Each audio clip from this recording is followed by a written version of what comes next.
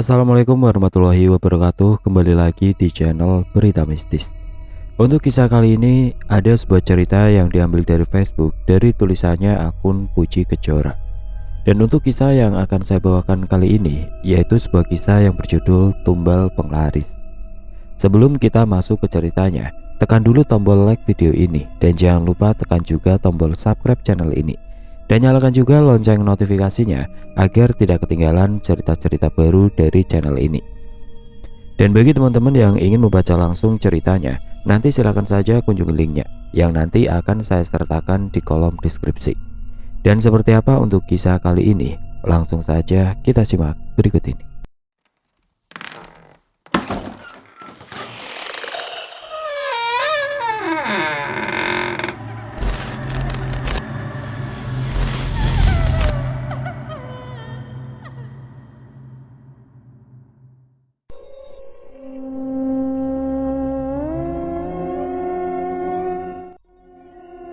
Putri mendapatkan teror semenjak pulang ke kampung halamannya.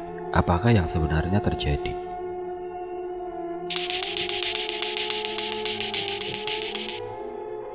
Aku terbangun saat mendengar suara dua bola keras yang diadu. Permainan yang saat ini tengah viral memang membuat siapa saja ketagihan.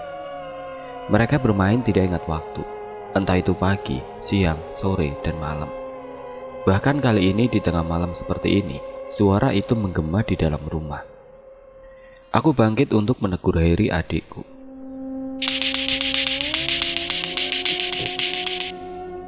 Hanya suara itu yang sekarang terdengar di telinga. Di belakang rumahku ada sumur yang digunakan untuk kami mencuci baju dan juga piring.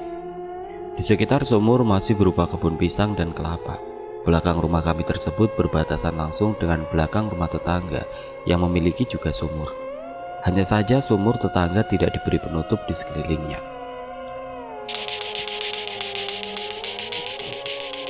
Suara itu terdengar lagi, kali ini dengan intonasi yang cepat. Si pemain lato-lato itu pastilah sudah ahli. Aku kembali mengedarkan pandang dan melihat seorang anak kecil berdiri membelakangiku di bawah pohon pisang yang ada di belakang sumur tetangga. Ketemu, aku segera mendekatinya. "Dek, jam segini masih main lato-lato? Udahan ya, sana masuk ke rumah." Kini jarak di antara kami hanya beberapa langkah. Tanganku terulur untuk meraih pundaknya. Dingin. "Dek, udah malam, pulang ya." Si pemain lato-lato berhenti. Entah kenapa mendadak suasana menjadi sangat hening. Gemerisik daun pisang yang saling bergesekan membuat bulu romaku meremah. Kepala sosok anak kecil itu bergerak. Perlahan dia hendak menoleh, namun tiba-tiba saja ada yang menepuk bahuku. Seketika jantungku berpacu cepat. Aku pun menoleh. "Kamu ngapain di sini, Put?" Ternyata ibu. Bahuku luruh karena lega ternyata hanya ibu. "Ini Bu, anak ini." Aku menoleh ke arah anak kecil tadi. Kosong. Aku celingukan mencari kemana anak tadi pergi. Semestinya jika dia berlari, aku akan mendengar suara langkah kakinya. "Kamu nyari apa, Putri?" "Tadi ada anak kecil di sini, Bu, lagi main lato-lato." Ibu melirik ke belakang tubuhku. Dia menggeleng. "Gak ada siapa-siapa. Anak kecil yang mana?" Aku hanya menggedihkan bahu. Lalu ibu mengajakku kembali masuk ke rumah. Saat akan menutup pintu belakang, aku melihat anak kecil itu lagi, masih di tempat yang sama sembari bermain lato-lato. Bulu Roma kembali meremang. Dengan cepat aku membanting pintu dan menguncinya. "Putri, apa-apaan sih? Kenapa dibanting gitu pintunya?" Aku tidak mampu menjawab. Suara lato-lato itu memegahkan telinga. Aku memilih melewati ibu yang masih berdiri di dapur dan masuk ke kamar, lalu mengunci pintunya. "Tolong." Aku menutup telinga dengan bantal. Suara itu kini seolah berada dekat dengan telinga. Sebisa mungkin aku membaca ayat-ayat pendek yang pernah diajarkan guru mengajiku dulu. Sayangnya hafalan itu sekarang menguar entah kemana. Bibirku yang terus membaca ayat tiba-tiba keluh saat mendengar kembali suara lato-lato tersebut. Kini suaranya menggema di dalam kamar. Aku pun memejam, berusaha untuk tidur, tetapi mata ini seolah enggan terpejam. Aku berharap agar aku pingsan, tetapi sepertinya itu mustahil. Ya Tuhan, Kenapa lato-lato kini menerorku? Aku terbangun saat sinar mentari menerpa wajah. Rasa hangatnya membuatku seketika beranjak dari ranjang. Ibu, kenapa ibu gak bangunin Putri? Siapa bilang ibu gak bangunin? Ibu udah bangunin Mbak Putri sejak subuh. Tapi Mbak Putri aja yang kalau tidur udah kayak kebo, sahut Heri yang baru keluar dari kamar mandi sambil masuk ke kamarnya. Ibu tersenyum. Aku melirik jam dinding yang sudah menunjuk angka 7. Bergegas aku ke kamar mandi untuk membersihkan diri. Tiba-tiba saja aku teringat dengan sosok anak kecil yang semalam menggangguku dengan lato-latonya. Wajahnya seperti tidak asing, tetapi aku lupa dia siapa. Dan lagi, setelah bunyi lato-lato itu terdengar bisikan kata tolong. Apakah mungkin sosok itu sebenarnya sedang meminta tolong? Selesai membersihkan diri, aku segera mengganti pakaian dan membantu ibu di dapur. Namun ternyata ibu sudah selesai mempersiapkan sarapan. Sepiring nasi goreng yang masih mengepulkan asap tersaji indah di meja makan. Seketika perutku keroncongan, apalagi ketika aroma bawang putih bercampur dengan aroma telur orak-arik yang khas membuat cacing di perutku merontah. Ingin segera melahap habis nasi goreng tersebut. Selepas sarapan, aku mengajak Heri untuk berkeliling kampung. Kebetulan hari ini hari Minggu. 5 tahun yang lalu aku keluar dari kampung halaman untuk merantau di kota. Hasilnya lumayan, bisa untuk menyekolahkan Heri, adikku satu-satunya. Dan sekarang aku terpaksa pulang ke kampung karena tempatku mencari nafkah tidak mampu lagi membayar pekerja. Kami berjalan beriringan keluar rumah. Saat di halaman, aku melirik rumah sebelah, rumah sederhana milik Pak Gio. Itu masih rumah Pak Gio kan? Tanyaku sembari menunjuk rumah sederhana tersebut. Iya masih. Emang kenapa mbak? Ujarnya balik bertanya. Kok sepi? Ya sepi lah. Kok gitu? Emang mereka kemana? Pak Gio buka toko sembako di ujung kampung. Masa Mbak Putri nggak tahu? Kan waktu kesini ngelewatin. Aku menonyor pelan kepala Heri. Bahkan lewat pakai ojek. Mana tahu itu toko punya Pak Gio. Mbak Putri. Mulut Heri maju 5 cm. Kami terus berjalan sampai ke jalan yang ada di depan rumah. Dari kejauhan aku melihat seorang perempuan yang berjalan menuju ke arahku. Itu siapa, Her? Tanyaku penasaran, sebab aku seperti mengenal wajah perempuan itu. Itu, tunjuknya. Itu Mbak Sari. Sari anaknya Pak Gio. Heri mengangguk. Aku tersenyum saat Sari semakin mendekat ke arah kami.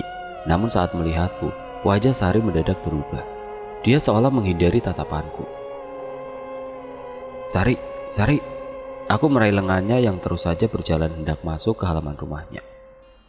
Sari, kamu gak inget aku toh? Ini aku Putri. Sari hanya mengangguk. Aku inget Put. Aku memandang Sari dari ujung kepala sampai ke ujung kaki. Benar-benar berubah. Sari yang dulu aku kenal terlihat lebih berisi dan ceria. Sementara kini, dia terlihat lebih kurus dan wajahnya murung. Maaf Put, aku masuk dulu. Sari melepas tanganku lalu bergegas masuk ke rumah. Aku memandang tubuh Sari yang menghilang di balik pintu. Di sebelah pintu utama terdapat sebuah jendela. Kalau tidak salah ingat, jendela itu adalah jendela kamar orang tua Sari, yaitu Pak Gio dan Bu Hesti. Entah mengapa di jendela yang terbuka dan tertutup tirai putih itu, aku merasa ada yang mengintip. Namun aku segera menepis rasa itu dan memilih beranjak pergi. Baru 5 langkah tiba-tiba terdengar suara lengkingan dari arah rumah Sari. Khawatir akan keselamatannya, aku berniat masuk. Namun Heri mencekal lenganku. Jangan mbak. Heri menggeleng pelan. Kenapa? Itu Sari teriak-teriak loh. Bukan, itu bukan Mbak Sari, tapi Bu Hesti.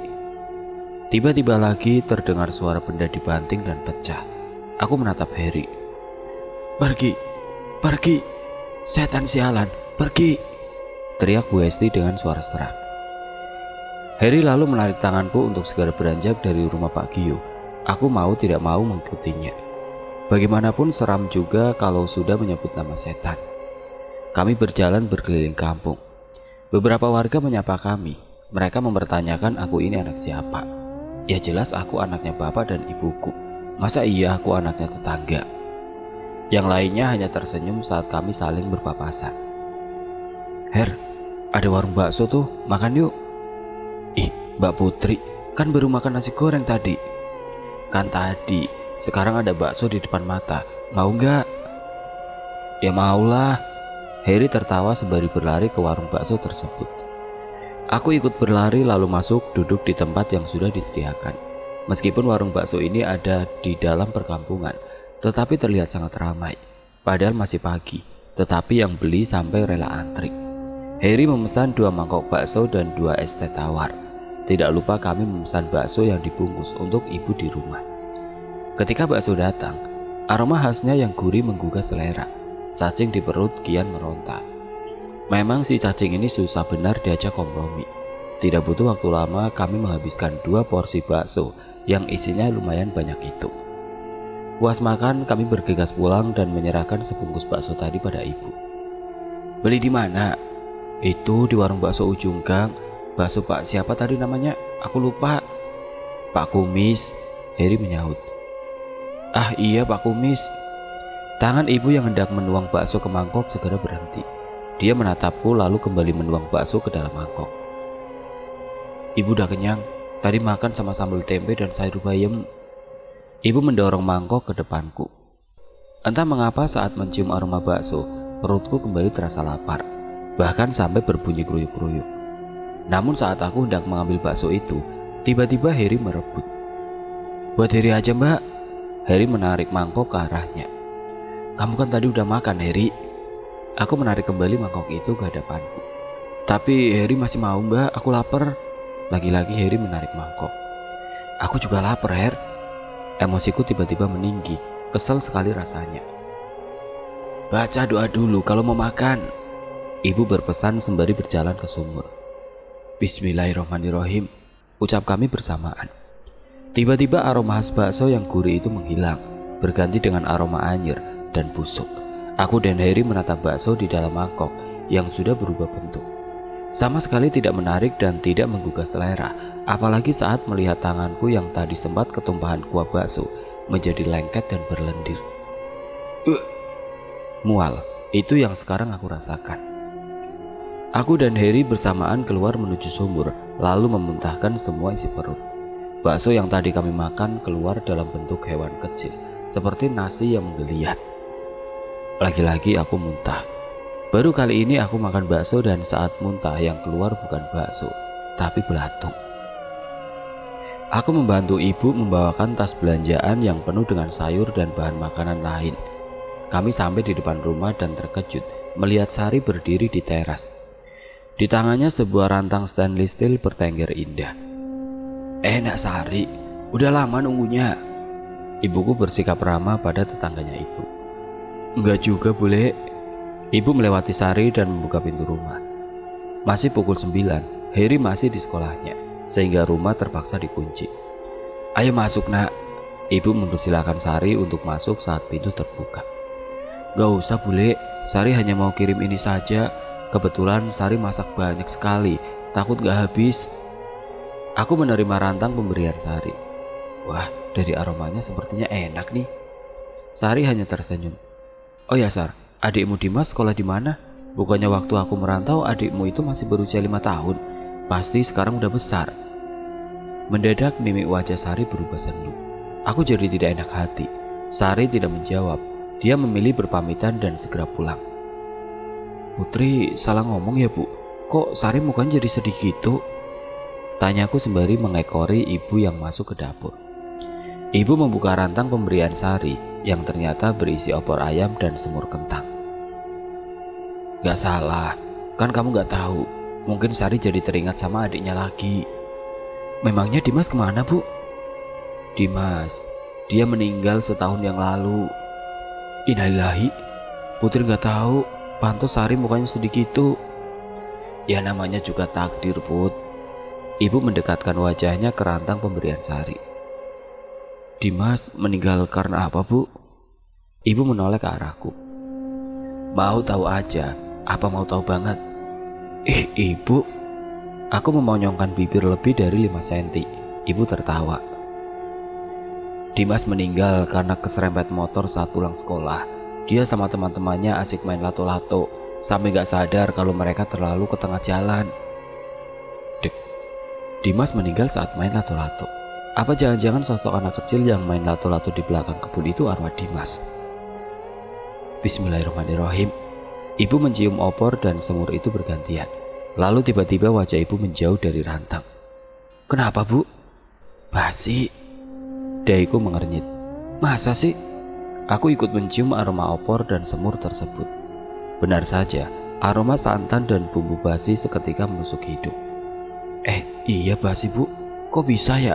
Padahal kan baru matang. Masih panas gini. Ibu hanya menggedikan bahu. Lalu tanpa banyak bicara lagi, ibu membawa rantang itu ke sumur, lalu membuangnya di saluran pembuangan. Aku teringat dengan kejadian bakso belatung kemarin. Kata ibu, pemilik warung bakso itu tidak jujur. Dia memakai ilmu hitam untuk membuat warungnya ramai. Untuk itu, ibu selalu membiasakan diri untuk mengucap basmalah sebelum menyantap makanan apapun, agar kita terhindar dari perbuatan buruk seseorang. Akan tetapi, masa iya Sari berniat buruk padaku? Mana mungkin, dulu saja waktu kecil kami sering bermain bersama. Bahkan kami selalu bersekolah di tempat yang sama. Masa iya dia tega ingin berbuat sesuatu yang buruk padaku? Malam lamun, ayo lebih baik bantuin ibu masak. Iya, Bu. Aku lalu menyibukkan diri dengan membantu ibu memasak. Aku bertugas memotong sayuran, sementara ibu yang meracik bumbu-bumbunya. Sepertinya besok Putri mau cari kerja deh, Bu. Bosan di rumah terus. Aku memotong wortel perlahan. Alah, baru seminggu gak kerja udah bingung. Ya bingung, Bu, soalnya biasa kerja. Lagi pula kalau nggak kerja nanti tabungan Putri lama-lama habis. Kalau di kampung kita ini kebanyakan adanya pabrik kecil-kecilan. Coba saja melamar. Ibu dengar pabrik yang ada di utara sana sedang butuh karyawan. Oh ya? Pabrik apa memangnya, Bu? Pabrik sosis. Oh, ucapku sambil mengangguk.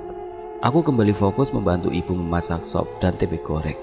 Tidak lupa sambal terasi yang membuat nafsu makan semakin menggila. Sebulan di rumah sepertinya berat badanku akan terus bertambah. Jadi kasihan sama timbangan. Dia pasti keberatan. Hari beranjak sore saat aku menyapu halaman rumah. Daun-daun mangga kering yang berjatuhan membuat halaman terlihat kotor. Maka dari itu dengan inisiatif aku membersihkannya dengan sapu lidi. Tumben, pasti Mbak Putri ada maunya ya. Heri yang baru pulang dari main. Enak aja. Aku segera mengarahkan sapu pada Heri. Remaja tanggung itu berlari sambil menjulurkan lidahnya padaku. Awas kamu ya. Aku hendak mengejar Heri, tetapi aku melihat seseorang bapak tua berpakaian serba hitam di rumah yang terletak di seberang rumah. Aku memincing untuk memastikan kalau aku tidak salah lihat. Seminggu di kampung, rumah di seberang rumahku itu selalu terlihat sepi. Bahkan jika malam terlihat gelap. Hanya ada lampu kuning 5 watt yang menerangi halaman rumah itu. Lihat siapa, Put? Tiba-tiba ibu sudah ada di sampingku. Ibu, itu siapa, Bu? Aku menunjuk ke bapak itu dengan dagu. Takutnya dia tersinggung jika aku menunjuknya dengan jari. Ibu menoleh ke arah yang aku tunjuk. Lalu ibu tersenyum. Itu kan Pak Waluyo. Kamu gak ingat? Pak Waluyo? Ulangku dengan sedikit menggumam. Pak Waluyo yang dulu sering nganterin Putri ngaji di rumah Kiai Abdul. Iya, siapa lagi? Aku kembali melirik ke arah Pak Waluyo. Tatapannya lekat ke arahku, tetapi tanpa ekspresi. Wajahnya sangat datar. Aku mencoba tersenyum saat mata kami tidak sengaja bersiborok. Namun Pak Waluyo memalingkan wajah, lalu masuk ke rumah. Aneh. Aku bersiap untuk berangkat melamar pekerjaan di pabrik yang ibu katakan.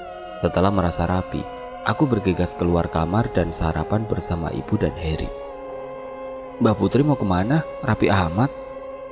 Heri bertanya sampai nasinya meloncat keluar. Aku menepuk tangan. Jorok, ditelan dulu baru ngomong. Heri susah payah menelan nasi yang baru dia suapkan ke mulut, lalu mengulangi lagi pertanyaannya. Mbak Putri mau kemana? Tumben udah rapi, biasanya masih tidur. Cari kerja, bosan di rumah terus. Ketemunya kamu lagi.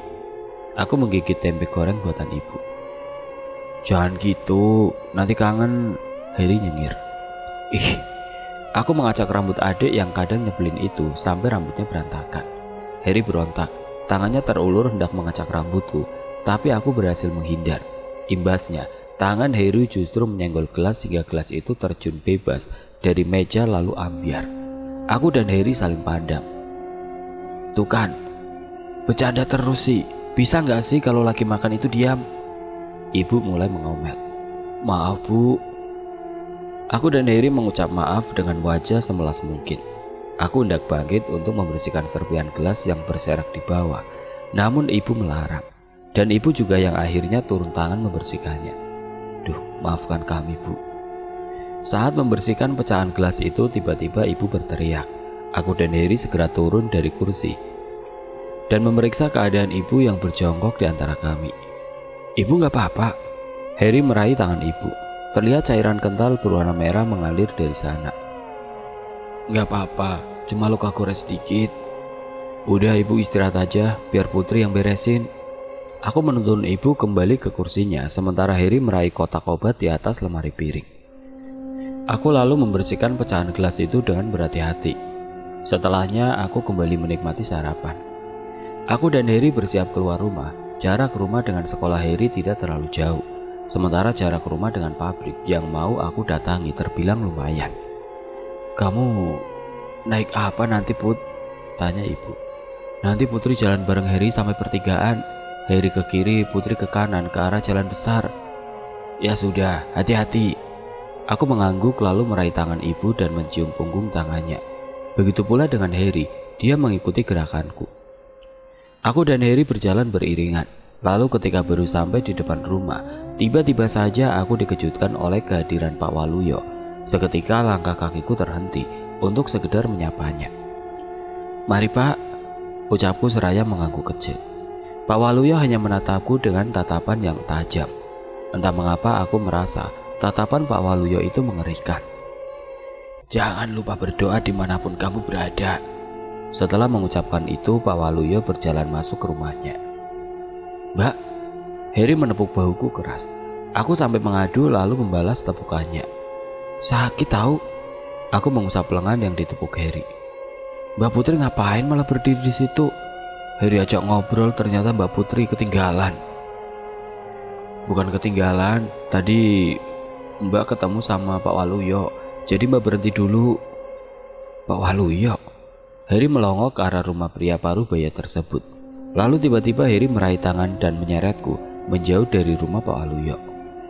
Langkah kaki Harry yang besar-besar dan cepat membuatku kewalahan. Beberapa kali aku hampir terjatuh dibuatnya. Hingga akhirnya aku menepis tangan adikku sendiri.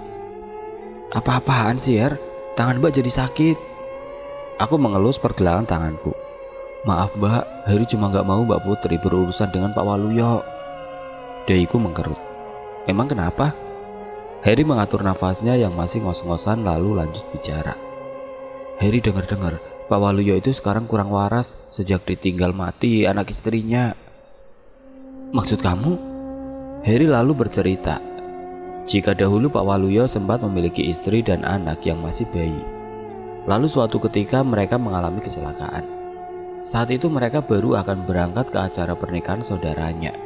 Namun di tengah perjalanan tiba-tiba saja motor Pak Waluyo oleng dan menyebabkan mereka bertiga terjatuh. Pak Waluyo selamat, tapi anak dan istrinya tidak. Pak Waluyo sangat terpukul. Dia sampai menuduh Pak Gio yang sudah membuat anak dan istrinya celaka. Bukan tanpa alasan Pak Waluyo berkata seperti itu. Pasalnya sebelum berangkat Pak Gio memberikan uang pada istri dan Pak Waluyo sebagai hadiah kelahiran anak Pak Waluyo tersebut. Pak Gio meminta maaf karena baru memberikan hadiah itu saat si bayi sudah berusia 2 bulan. Pak Waluyo menganggap Pak Gio itu melakukan pesugihan dan istri serta anak Pak Waluyo yang dijadikan tumbal. Katanya lagi, istri Pak Gio, Bu Hesti itu sakitnya karena Pak Waluyo.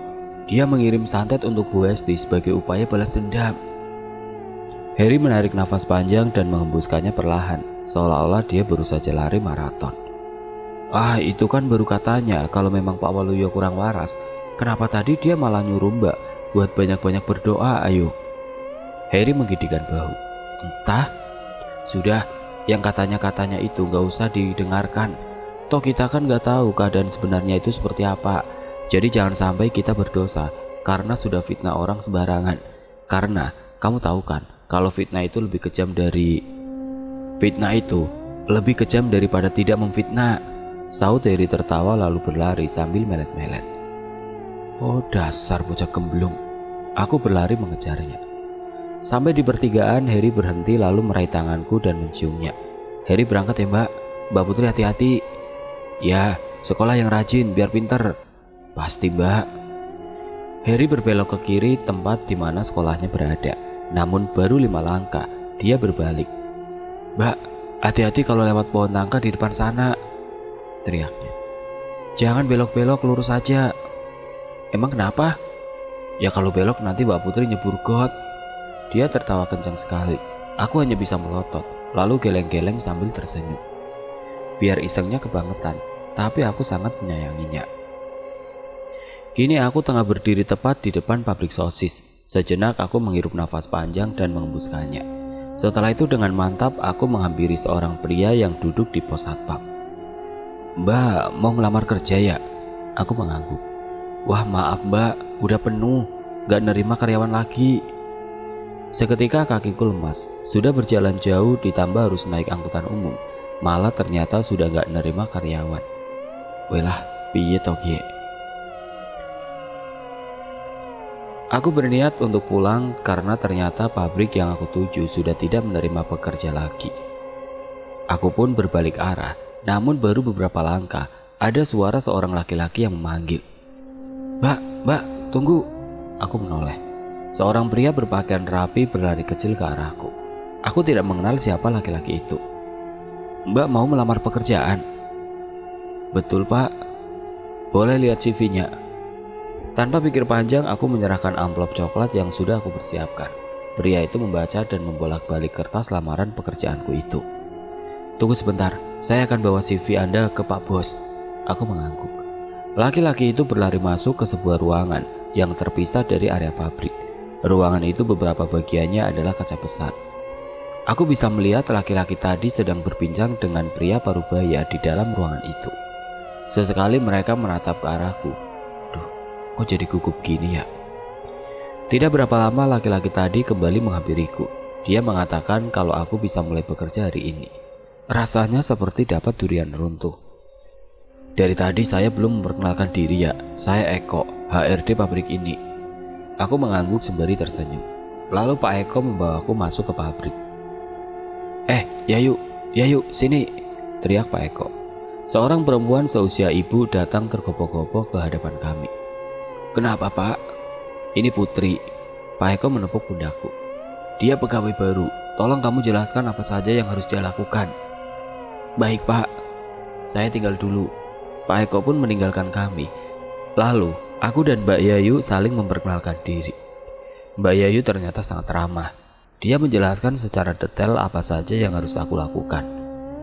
Tugas kamu mencatat sosis-sosis yang masuk ke ruang freezer dan memastikan ruangan itu tertutup dengan sempurna saat pergantian shift.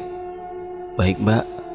Mbak Yayu lalu memberikan sebuah buku yang nantinya akan aku gunakan untuk mencatat semua sosis-sosis yang keluar masuk. Aku pun berkenalan dengan beberapa pekerja lainnya yang bertugas di dekat ruang freezer. Mereka itu bekerja di bagian packing, membungkus sosis ke plastik kemasan. Ada Mas Agung, Mas Wahyu, Mbak Dila, dan Mbak Sri. Mereka semua sangat ramah. Terkadang mereka saling bercanda saat tengah bekerja untuk menghilangkan rasa jenuh. Put, ini sosisnya dihitung, nanti tolong masukkan sekalian. Ucap Mas Agung menyerahkan beberapa kardus sosis yang dia letakkan di lantai. Aku segera mencatatnya di dalam buku. Merek, ukuran, dan jumlahnya aku catat dengan rapi. Lalu aku bergegas memasukkan ke freezer satu persatu. Saat hendak masuk, aku baru sadar jika tepat di bawah pintu freezer ada semacam sesajen berupa bunga-bungaan, beras kuning, dan uang koin yang ditaruh di daun pisang. Entah kenapa tiba-tiba bulu kuduk meremang. Setelah aku ingat-ingat sebelum ke ruangan ini, tadi aku sempat melihat sesajen yang sama di ruangan lain. Kalau tidak salah di bawah mesin penggilingan daging dan perebusan sosis. Namun aku mencoba untuk tidak menghiraukannya. Aku kembali fokus menata sosis ke dalam freezer. Saat menaruh kardus terakhir, aku melihat Mas Agung berdiri di tumpukan kardus yang ada di sudut ruangan. Tatapannya kosong. Mas Agung, ngapain di situ? Sosisnya sudah aku masukin semua kok. Mas Agung diam. Dia terus menatap lurus dengan tatapan kosong. Apa mungkin Mas Agus lagi ada masalah? Aku memutuskan keluar dan tidak menutup freezer. Beberapa langkah di luar freezer, aku tidak sengaja menabrak seseorang. Betapa terkejutnya aku karena ternyata aku menabrak Mas Agung. Aduh Putri, hati-hati dong, untung kardus ini gak jatuh. Mas Agung mengomel dengan tangan membenahi posisi kardusnya. Loh, Mas Agung kok? Aku menunjuk wajah Mas Agung lalu menunjuk freezer bergantian. Udah, lanjut kerja lagi, ntar dimarahin Pak Eko lu. Mas Agung berlalu masuk ke freezer dan aku kembali sibuk mencatat sosis yang seperti tidak habis-habis keluar masuk. Pusing aku. Gimana? Betah? Tanya Mbak Yayu. Betah Mbak, alhamdulillah. Bagus deh, semoga aja kamu betah terus kerja di sini ya. Kami berjalan beriringan menuju kantin. Saat istirahat seperti ini, para pegawai pabrik memenuhi kantin. Ada yang makan, ada yang cuma selonjoran, bahkan ada yang ngerumpi asik sesama pegawai. Aku mengikuti Mbak Yayu duduk di sebuah meja yang kebetulan kosong. Mbak Yayu mengeluarkan kotak bekal dari tasnya. Kamu bawa bekal Mbak? Tanyaku aneh. Soalnya di sini kan ada kantin, kenapa malah bawa bekal? Biar irit Put, aku harus menghidupi ketiga anakku sendiri. Jadi sayang kalau hanya makan saja kok sampai beli. Oh, aku mengangguk-angguk. Emang suami Mbak Yayu kemana? Tangan Mbak Yayu yang sedang menyendokkan nasi ke mulut mendadak berhenti. Dia menatapku tanpa berkedip. Maaf Mbak, aku gak bermaksud. Belum selesai bicara tiba-tiba Mbak Yayu tertawa terpingkal-pingkal. Baunya bahkan sampai naik turun. Takut amat Put. Mbak Yayu menggelengkan kepala. Suami aku meninggal, jadi aku sekarang adalah janda. Hampir saja tadi jantungku mau copot karena pandangan Mbak Yayu yang menyeramkan. Aku ikut tertawa meskipun rada garing. Tiba-tiba saja hidungku mencium sesuatu, seperti ada sedang membakar dupa. Aku memindai sekitar. Semua nampak normal, namun mata ini tertuju pada seonggok sesajen di bawah meja kantin. Kenapa banyak sesajen di pabrik ini?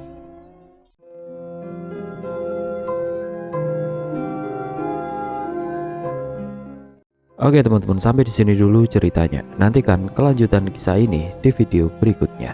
Agar tidak ketinggalan, klik tombol subscribe channel ini dan nyalakan lonceng notifikasinya.